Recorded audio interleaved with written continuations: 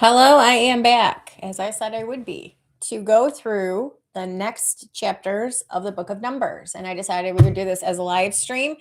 I'm going to try to do a bunch of chapters in this video, but we'll see where it goes because there's going to be other corresponding explanation. And I've been talking a lot today, so my voice just might decide it doesn't want to talk anymore. But we're going to start in Numbers 10. And this is a chapter where I've heard some interesting theories about these two silver trumpets.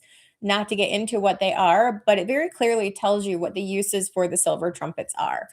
I do believe that there is one person out there who actually teaches that one of the trumpets is Israel and the other is the church. Guys, if you believe that, you need to understand that the law has nothing to do with the church and that these were commanded of Israel under the law, which means definitely they have nothing to do with the church. So please don't adopt that line of thinking. These were given to Israel specifically for the journeying of the camps and for sounding an alarm. Interestingly enough, journeying of the camps meaning gathering together. Interestingly enough, both of those uses when I was going through the book of Joel earlier this year, come up in Joel 2. Specifically in Joel 2, the chapter starts with blow the trumpet in Zion, sound an alarm in my holy mountain. And then another one is to blow the trumpet, sanctify a fast, call a solemn assembly, gather everyone together for the purpose of calling upon Jesus to be saved spiritually and then immediately physically. So both uses of the trumpets are demonstrated in Joel 2. If you did not know that, there you go. And who do they pertain to? The natural seed of Israel at the end days, just before Jesus returns at Armageddon. As you would expect, because they have nothing to do with the church. And so I don't know why anyone would suggest that. But again, there are a lot of people who suggest a lot of things. And I will never understand some of them, and I don't try. The Lord spake unto Moses, saying, make thee 2 trumpets of silver. Of a whole piece shalt thou make them, that thou mayest use them for the calling of the assembly and for the journeying of the camps. And when they shall blow with them, all the assembly shall assemble themselves to thee at the door of the tabernacle of the congregation. Hi, Sean. And if they blow but with one trumpet, then the princes which are heads of the thousands of Israel shall gather themselves unto thee. When you blow an alarm, then the camps that lie in the east part shall go forward. You blow an alarm a second time, then the camps that lie in the south shall take their journey and blow an alarm for their journeys. But when the congregation is to be gathered together, ye shall blow, but ye shall not sound an alarm. So these are the two things. It's gathering together and sounding an alarm. And literally, like I said, these manifest in the book of Joel, specifically to and for Israel, the natural seed of Israel, who have a bunch of outstanding prophecies for them. I will read these. I just quoted them, but I will read them. And both uses are illustrated here.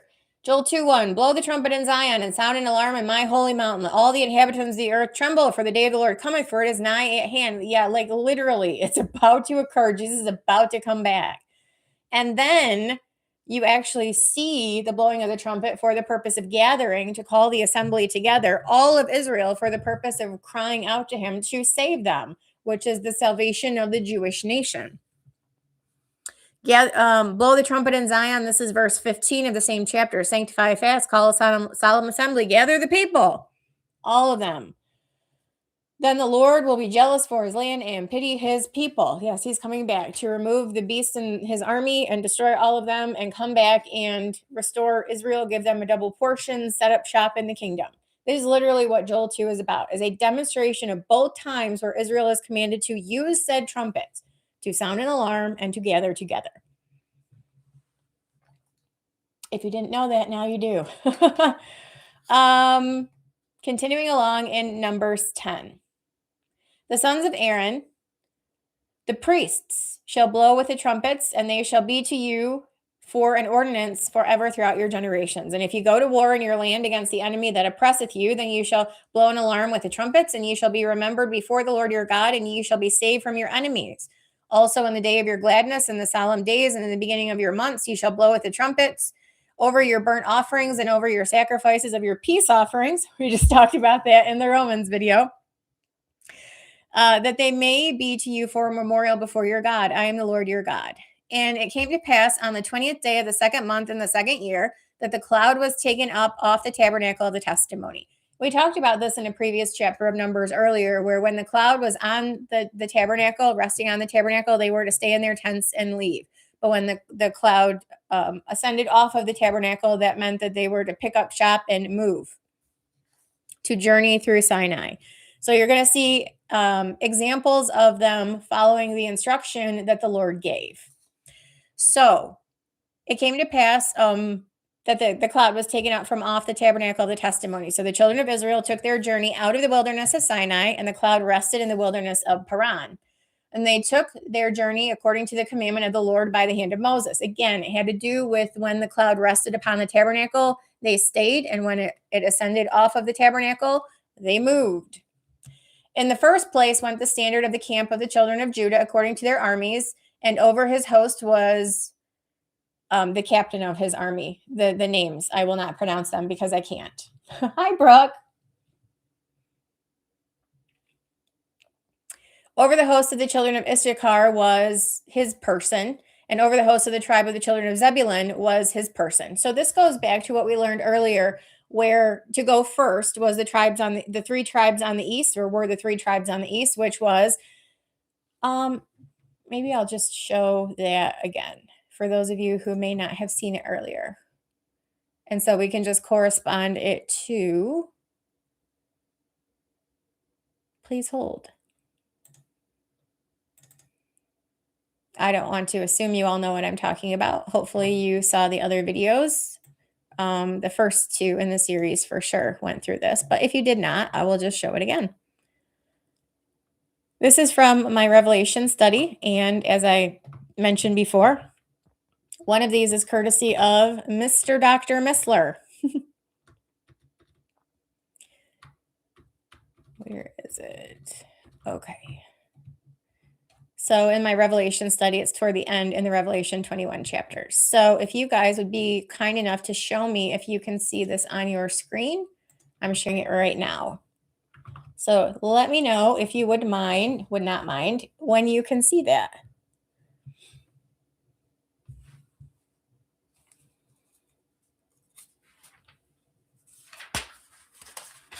Okay, thank you. And I probably will not be able to find this easily, but maybe I will.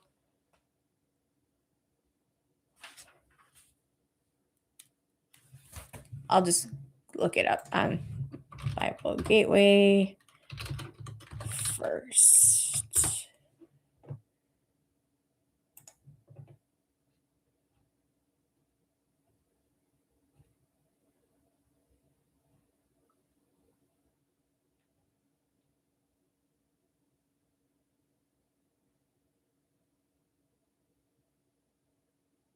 Numbers 2. Numbers 2:9. Okay. So this has to do with the sequence. And I will make this bigger. It's probably going to flash on the screen because it does that. So sorry. Okay. So these are north, south, east, west, how the tribes were laid out around the tabernacle.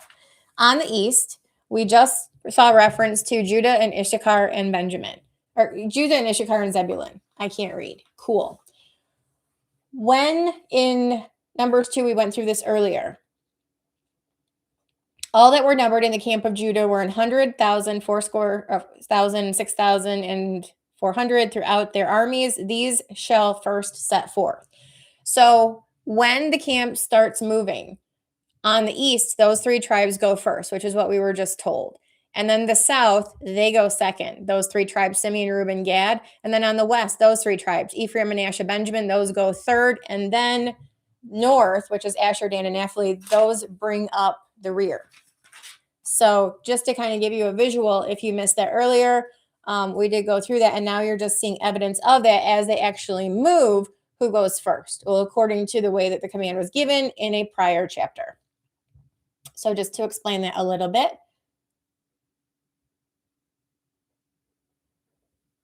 Returning to verse 17. And the tabernacle was taken down. The sons of Gershon, the sons of Merari set forward bearing the tabernacle. And those were the, right here, the Levites, Kohath, Gershon, and Merari. And they had different jobs regarding the tabernacle. And then Aaron's sons were the priests from the priesthood. The standard of the camp of Reuben set forward according to their armies, and Simeon and Gad, and there's names that I can't pronounce, so I'm skipping a little bit.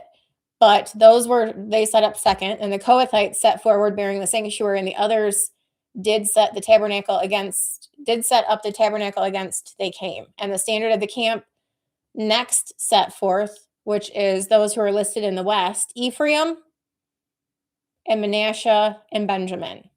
And the standard of the camp of the children of Dan set forward, which was the rearward of the camps throughout their hosts. And the host was a person whose name I can't pronounce, from his tribe, and then Asher, and then Naphtali. So I skipped a couple of things there, but that's because I can't pronounce names. So I'm not going to try. But that gave you an idea from that visual, hopefully. And then you could see that in action in Numbers 2, the command being fulfilled in Numbers 10, when the cloud lifted off of the sanctuary and they started moving according to the commands that had previously been given. Verse 29 of Numbers 10, Moses said unto Hobab, the son of Raguel, the Midianite, Moses' father-in-law, we are journeying unto the place of which the Lord said, I will give it to you, the promised land, right? Come thou with us, and we will do thee good, for the Lord has spoken good concerning Israel. And he said unto him, I will not go, but I will depart to mine own land and to my kindred. And he said, leave us not, I pray thee, for as much as thou knowest how we are to encamp in the wilderness, then thou mayest be to us instead of eyes. And it shall be, if thou go with us, yea, it shall be, what goodness the Lord shall do unto you, the same we will do unto thee. They departed from the mount of the Lord 3 days' journey. The ark of the covenant of the Lord went before them in the 3 days' journey to search out a resting place for them. The cloud of the Lord was upon them by day when they went out of the camp. And when it came to pass, when the ark sent forward, that Moses said, rise up, Lord, and let thine enemies be scattered, and let them that hate thee flee before thee. And when it rested, he said, return, O Lord, unto the many thousands of Israel.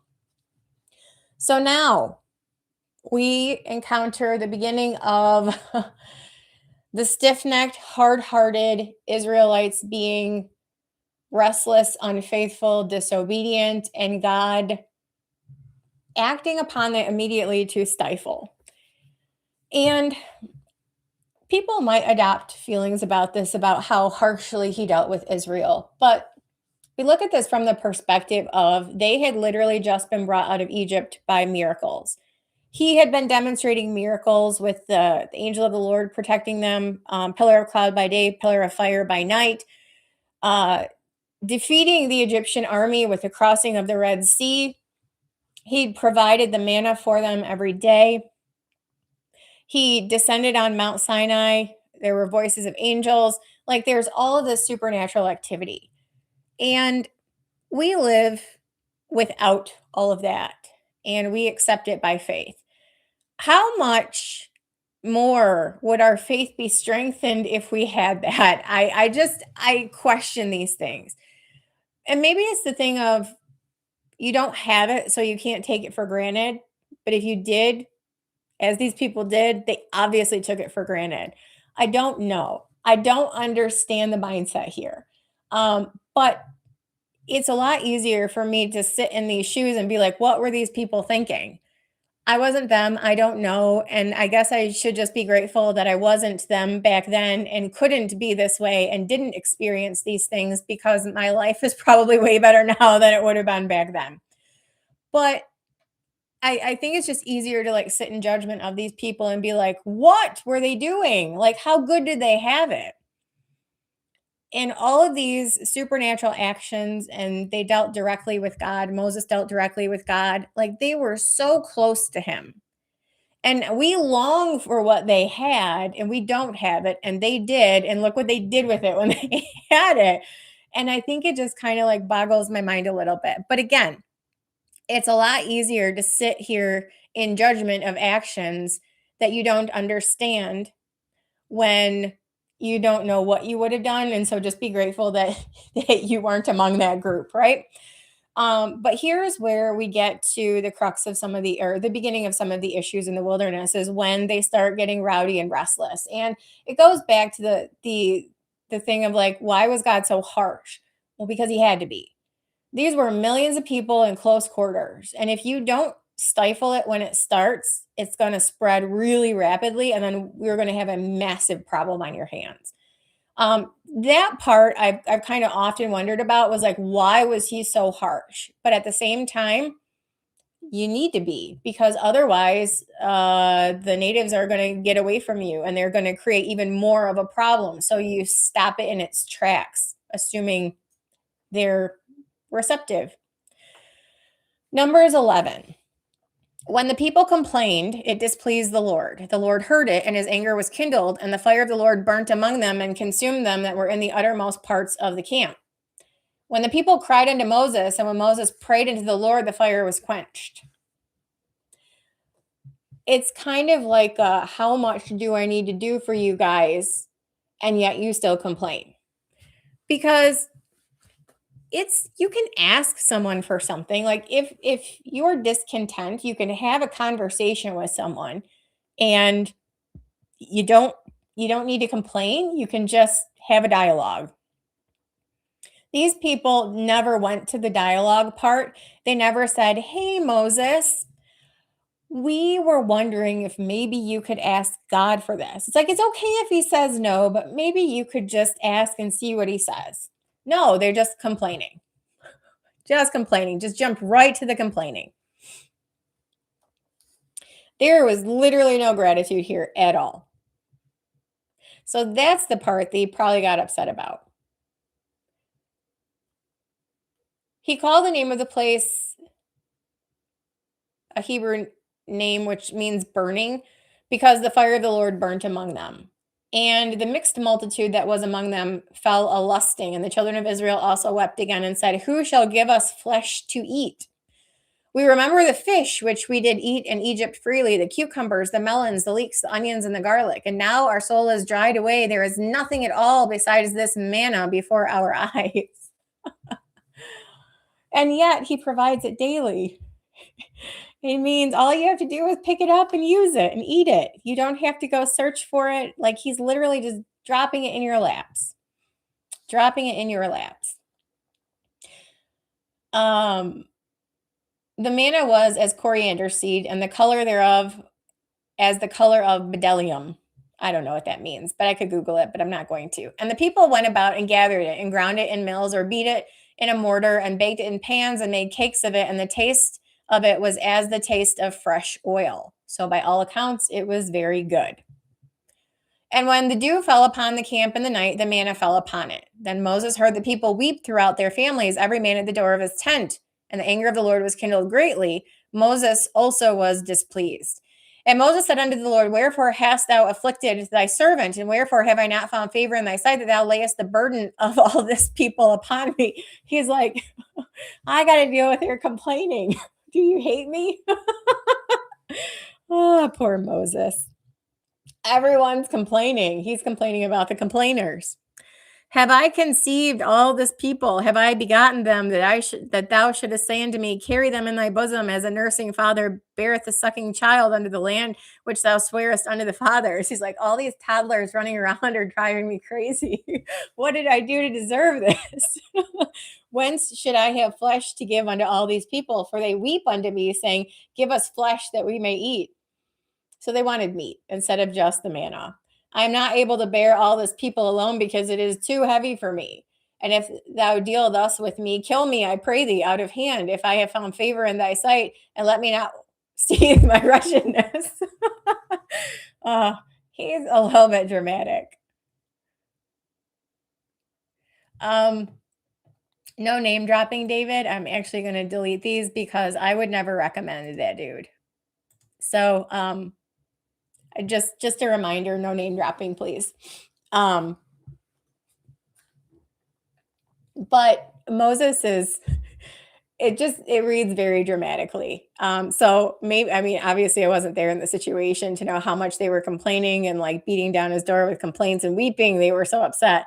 But it does read a little dramatically. And he's like, kill me. He's like, so I can be done with it. If I have found any favor in your sight at all, just kill me so I don't have to listen to it anymore. I'm like, Moses. There's a lot of things that he didn't want to do, though, weren't there? Like, he didn't want to go to Egypt and do this to begin with. What verse am I on? Verse 16. And the Lord said unto Moses, gather unto me 70 men of the elders of Israel, whom thou knowest to be the elders of the people and officers over them, and bring them unto the tabernacle of the congregation, that they may stand there with thee. And I will come down and talk with thee there, and I will take of the Spirit which is upon thee, and I will put it upon them, and they shall bear the burden of the people with thee, that thou bear it not thyself alone. And say thou unto the people, sanctify yourselves against tomorrow, and ye shall eat flesh. For ye have wept in the ears of the Lord, saying, who shall give us flesh to eat? For it was well with us in Egypt. For the Lord will give you flesh, and ye shall eat. So basically, they were saying you should have left us there because we had all this great food to eat.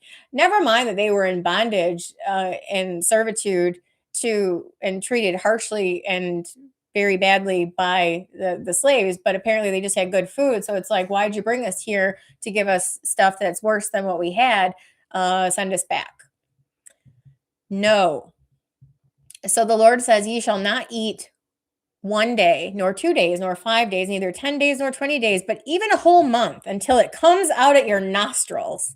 He's like, I'm going to give you so much that you're going to hate the fact that you even asked. It come out at your nostrils, and it be loathsome unto you, because that ye have despised the Lord which is among you, and have wept before him, saying, why came we forth out of Egypt?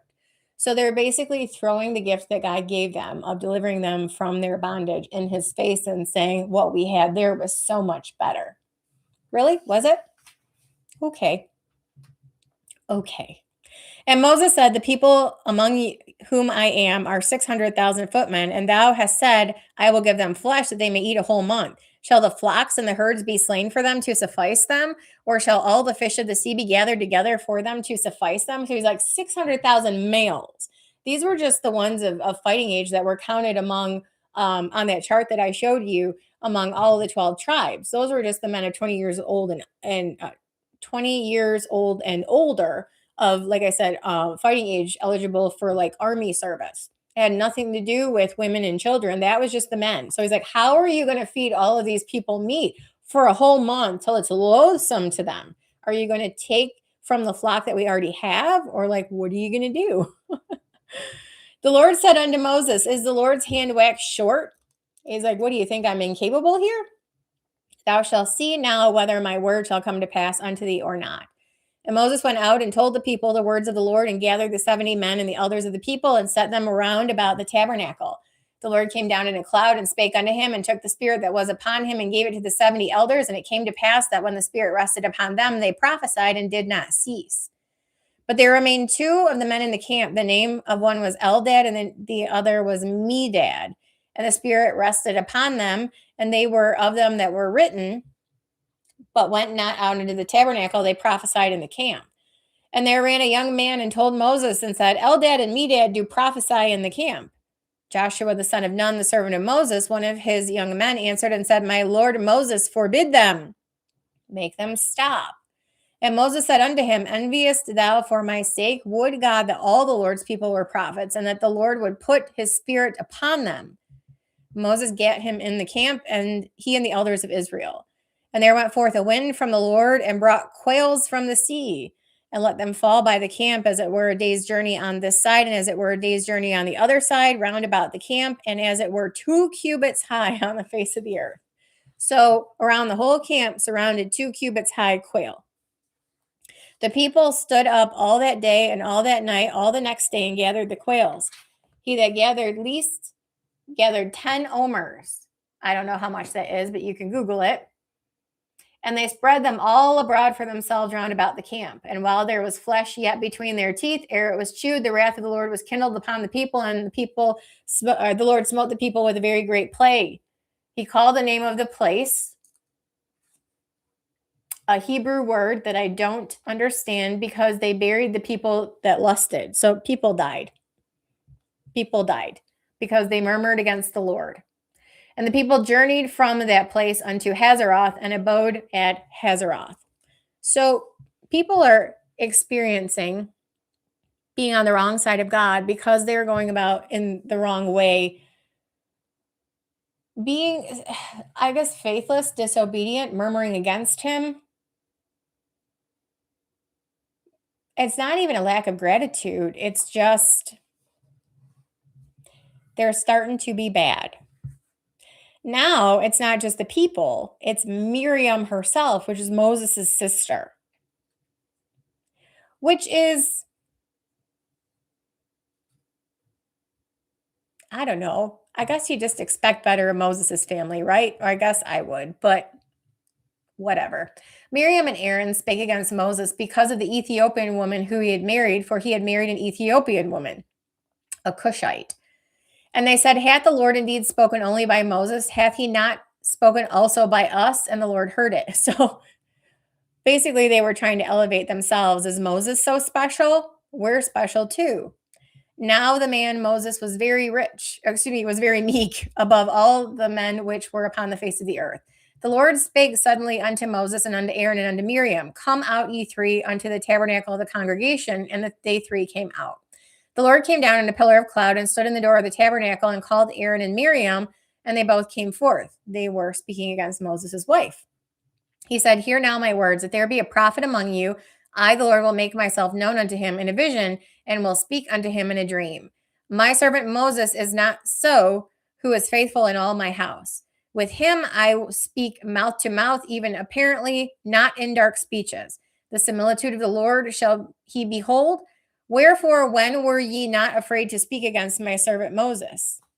So they were speaking against Moses, and the Lord didn't like it. So he's going to teach him a lesson.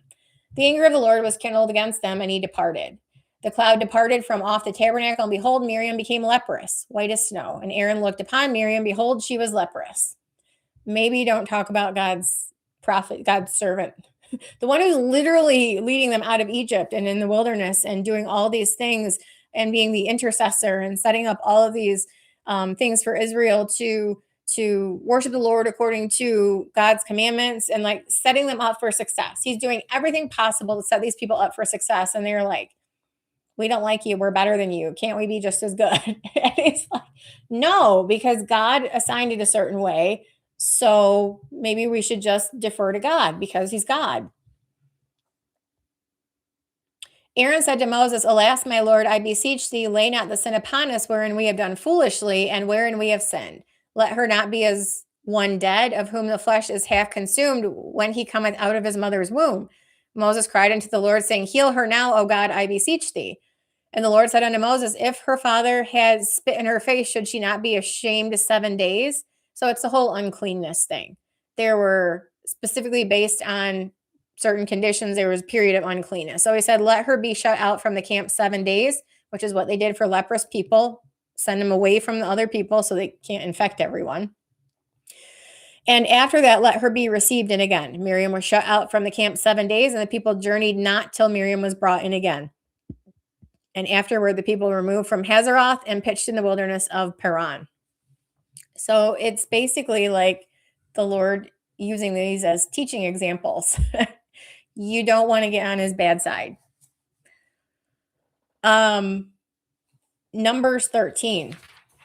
I want to say we'll try to get through Numbers 15, but Numbers 13 is going to see them scouting out the promised land. And another opportunity for success that they throw by the wayside, and this has massive implications for the entirety of the camp. As we will see, Numbers 13:1. The Lord spake unto Moses, saying, send thou men, that they may search the land of Canaan, which I give unto the children of Israel. And of every tribe of their fathers shall ye send a man, every one a ruler among them. And Moses, by commandment of the Lord, sent them from the wilderness of Paran. All these were heads of the children of Israel. So it's going to tell you who of the tribes was sent. I don't know their names. I cannot pronounce them. But Reuben, yes. Simeon, yes. Judah, yes. Issachar, yes. Ephraim, yes. Benjamin, yes. Zebulun, Joseph, Dan, Asher, Naphtali, Gad. So who was not sent? Levi was not sent. 1, 2, 3, 4, 5, 6, 7, 8, 9, 10, 11, 12.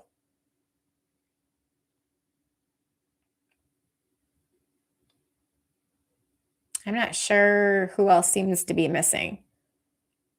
But these are the names of the men which Moses sent to spy out the land, and Moses called Joshua the son of Nun. No, Dan was mentioned. Maybe there's more. Let me read these again. Reuben, Simeon, Judah, there's 3. Issachar, 4. Ephraim, of the tribe of Ephraim, Joshua the son of Nun. He was from Ephraim. I didn't know that. Okay, so Reuben, Simeon, Judah, there's 3. 4, 5, 6, Benjamin, Zebulun, 7, Joseph, 8, Dan, 9, Asher, 10, Naphtali, Gad. There's 12. The reason I'm saying that, Levi is missing, but you have Joseph and Manasseh and Ephraim. So there's something else missing, and I just don't want to take the time. I'll look at it later and figure out who is missing. Because 12 minus 11, or 12 minus Levi is 11. But then you add in Ephraim and Manasseh, and you're up to 13. So there's someone else missing here, and I just don't know who it is. Well, I'll figure it out later. Or someone else can take a peek and let me know who it is. But these are the names of the men which Moses sent to spy out the land. And Moses called Joshua the son of Nun. And Moses sent them to spy out the land of Canaan and said unto them, get you up this way southward and go up into the mountain. See the land, what it is, and the people that dwelleth therein, whether they be strong or weak, few or many. And what the land is that they dwell in, whether it be good or bad, and what cities they be that they dwell in, whether in tents or in strongholds, and what the land is, whether it be fat or lean, whether there be wood therein or not. And be ye of good courage, and bring of the fruit of the land. Now the time was ripe of the first fruit grapes. So they went up and searched the land from the wilderness of Zin to Rehob, as men came to Hamath. And they ascended by the south and came unto Hebron, where a few different people are named. The children of Anak, the Anakim were. Now Hebron was built 7 years before Zoan in Egypt. They came unto the brook of Eshcol and cut down from thence a branch with one cluster of grapes, and they bare it between two upon a staff, and they brought of the pomegranates and of the figs. The place was called the brook Eshcol, because the cluster of grapes which the children of Israel cut down from thence. And they returned from searching of the land after 40 days. They went and came to Moses and to Aaron and to all the congregation of the children of Israel into the wilderness of Paran to Kadesh, and brought back word unto them and unto all the congregation, and showed them the fruit of the land. And they told them and said, we came unto the land whither thou sent us, and surely it floweth with milk and honey, and this is the fruit of it. Nevertheless, the people be strong that dwell in the land, and the cities are walled and very great. And moreover, we saw the children of Anak there. The Amalekites dwell in the land of the south, and the Hittites and the Jebusites and the Amorites dwell in the mountains, and the Canaanites dwell by the sea, by the coast of Jordan. And Caleb stilled the people before Moses and said, let us go up at once and possess it, for we are well able to overcome it. But the men that went up with him said, we be not able to go up against the people, for they are stronger than we. And they brought up an evil report of the land which they had searched unto the children of Israel, saying, the land through which we have gone to search it is a land that eateth up the inhabitants thereof, and all the people that we saw in it are men of a great stature. Yes, they were giants. They were giants, like literally the Nephilim. The offspring of, and the Nephilim were before the flood, but they are the offspring. There were giants in the earth in those days and also after. So these would be the also after, and they are giant tribes, the Anakim. And there we saw the giants, the sons of Anak, which come of the giants. And we were in our own sight as grasshoppers, and so we were in their sight. So they gave a bad report. They gave a bad report. Hi, PJG. Joseph would technically be missing. That's the missing one with Levi, but it's not. That's what I mean, is he's listed also. Oh, no, his name is there. Yep. Okay. His name is there, but so I read it twice, but it's of the tribe of Joseph, namely of the tribe of Manasseh. So yes, you're right. I was like, wait a second. I should have focused longer on that because that was done one other place also already. So yes, you are correct. So chapter 14. All the congregation lifted up their voice and cried, and the people wept that night. And all the children of Israel murmured against Moses and against Aaron, and the whole congregation said unto them, would God that we had died in the land of Egypt, or would God we had died in this wilderness. So they just don't want to live anymore, right? Because everything in their life is so difficult, even though God is providing everything they need and leading them. But their life is just so difficult. And wherefore hath the Lord brought us unto this land to fall by the sword, that our wives and our children should be a prey? Were it not better for us to return into Egypt? And they said one to another, let us make a captain and let us return to Egypt. Oh, man. Then Moses and Aaron fell on their faces before all the assembly of the congregation of the children of Israel. And Joshua the son of Nun and Caleb the son of Jephunneh, I don't know that name, which were of them that searched the land, rent their clothes. And they spake unto all the company of the children of Israel, saying, the land which we passed through to search it is an exceeding good land. If the Lord delight in us, then he will bring us into this land and give it to us, a land which floweth with milk and honey. Yes, because they had faith and they understood that God is stronger than anyone else. Like he promised it to Abraham. So clearly, if he gave it to Abraham and they're the descendants of Abraham, he's going to give it to them. He's trying to give it to them. He's like, go search it out and even see how good it is. But they just can't drum up faith. For some reason, they just can't do it. The land which we passed through to search it is an exceeding good land. If the Lord delight in us, then he will bring us into this land and give it us, a land which floweth with milk and honey. Only rebel not ye against the Lord. You'd think they would learn that by now. Neither fear ye the people of the land, for they are bread for us. Their defense is departed from them. The Lord is with us. Fear them not. But all the congregation bade stone them with stones, and the glory of the Lord appeared in the tabernacle of the congregation before all the children of Israel. And the Lord said unto Moses, how long will this people provoke me? How long will it be ere they believe me for all the signs which I have showed among them? Like, what more do you need? Nothing. At that point, nothing will suffice. Like with the Pharisees, when Jesus came and he was there in the flesh, nothing he would have done would have been sufficient. No amount of signs, miracles, healing that he would have done would have been enough for them. Same with these people. He says, I will smite them with the pestilence and disinherit them, and will make of thee a greater nation and mightier than they. So he's like, I'm going to smite them and start over with you.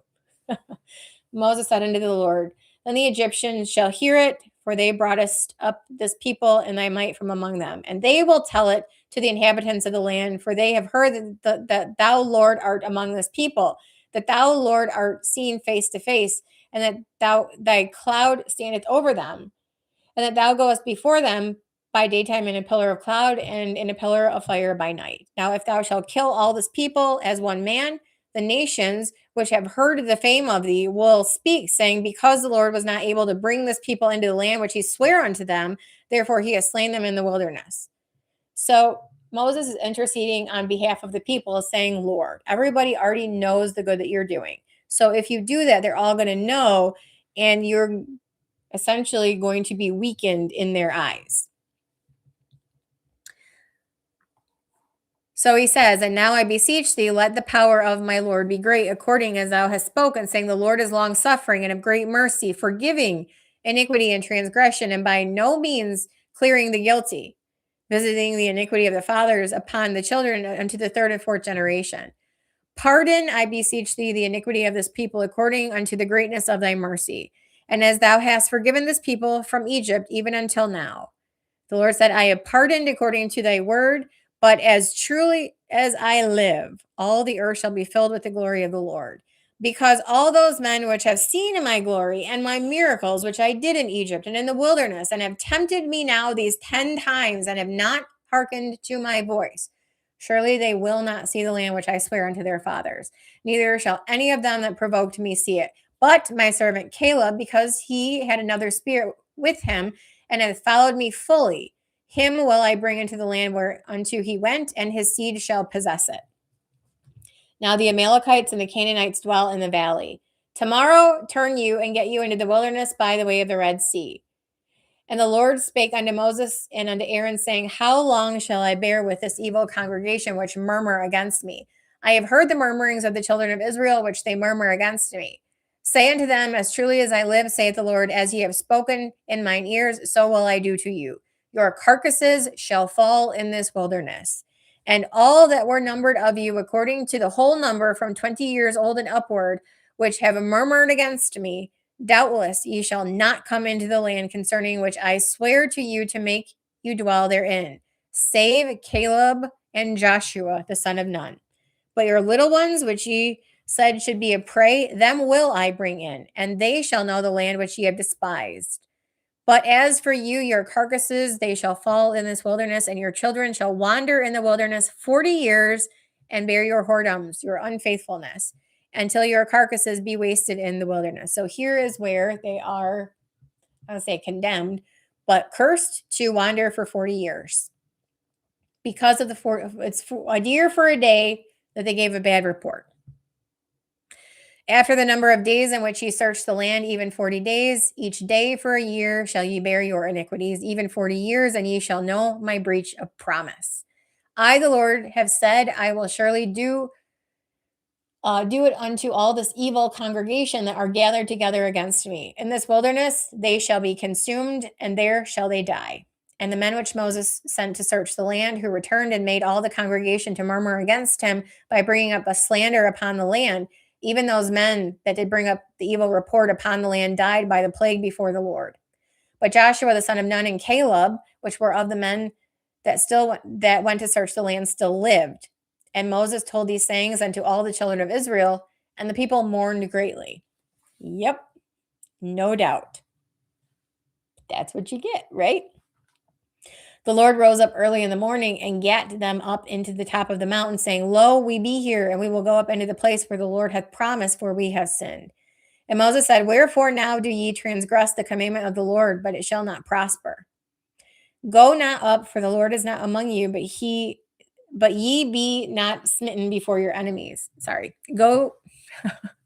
These are hard to read. Go not up, for the Lord is not among you, that ye be not smitten before your enemies. For the Amalekites and the Canaanites are there before you, and ye shall fall by the sword, because ye are turned away from the Lord. Therefore, the Lord will not be with you. So he's like, don't even try, because you will not be successful at this point. But they presumed to go up to the hilltop. Nevertheless, the ark of the covenant of the Lord and Moses departed not out of the camp. Then the Amalekites came down, the Canaanites which dwelt in the hill, and smote them and discomforted them even to Hormah. Like I told you not to, I'm actually going to stop here because it's starting to get difficult for me to read because I've talked so much and my voice is starting to give. So we're not going to make it through chapter 15, but we will make it to chapter 15. And when next we meet, we have some other fun stuff to go through, but I'm going to call it for tonight. So I will wish you all a happy New Year's Eve and or happy New Year, depending on where you are. By the time I do more videos, it will be New Year's. Faithfulness. Faithfulness. We talked about this in the Romans 5 video. Without faith, it is impossible to please God. Literally. Without faith, it has always been impossible to please God. Is the only thing he wants from people. I, again, cannot sit here and say, well, if I were in their shoes, I would have done something differently. All I can say is I'm glad I wasn't in their shoes, and I'm glad I live in this time period. So glad I live in this time period. But I do lack for understanding about why it was so easy for people to stir them up and everyone to be so contentious about these things. It would seem that they simply took things for granted, that they truly just did not understand the gift that they were given. And I think if we take a lesson from this is to be even more grateful for the gifts that we have been given that we don't deserve. And instead of wanting them in a different way or wanting God to show us things or look for signs or all these things, is simply to be grateful for everything that we have. Because regardless of whether we can see it or not, we have it. We have access to Him 100% of the time, 24/7. And knowing that should be everything that we need to bring us peace and solace and comfort and joy and hope and immense amounts of gratitude. Faith is the thing that God wants your trust, unconditionally, unwavering. And I, th- I think it's not so difficult. I hope it's not so difficult. It shouldn't be so difficult. And we should simply, like I said, be grateful. That is all. So I will say, okay, I said hi to everyone. So hi to the rest of you who aren't here. This has been our intro into, and I try to get as far as I could into Numbers. It's a 36 chapter book. So I'm not sure that we'll finish it tomorrow, but I will do my best. But we've gotten through chapter 15. Nope, through chapter 14. It's not a race, right? It's not a race, but we'll get there. Lot packed into this book, a lot of lessons. We take them for what they are and we be grateful for what we are given. Have a wonderful rest of your day or night wherever you are, and I will see you later. Take care, everybody.